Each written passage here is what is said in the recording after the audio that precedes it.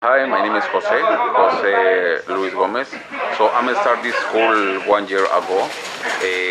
We start just from one guy, so now we have around 16. So I have around 10 professional luchadores profesionales.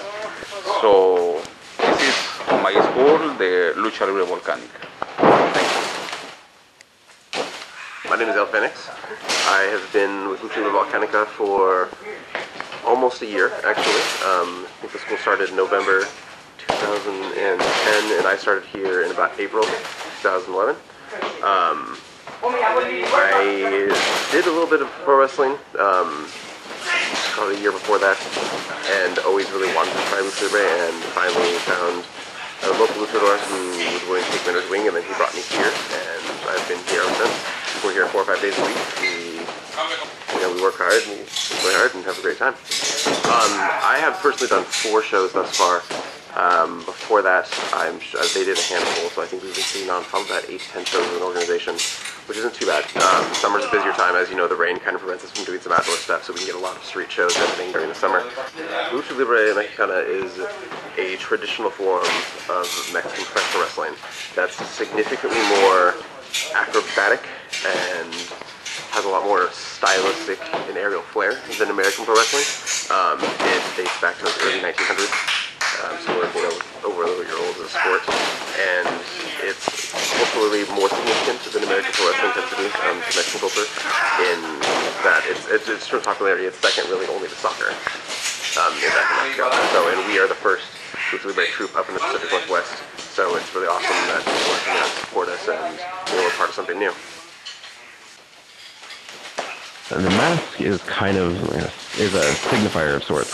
Really supposed to be a signifier of individual luchadors, like the essence, like that's the icon, that's their symbol, that's how they represent themselves. So the way it kind of becomes such an integral part of them as a performer, as a wrestler, which is, if you call the Lucha Sound show, I mean, like carrying another luchador's mask or removing their mask is considered to be the most disrespectful thing that you can do to another luchador. So these partner exercises, it's kind of putting some of these things into a context. You'll notice there's a lot of the same landings, a lot of the same movements, but at this point you're working with another person's body.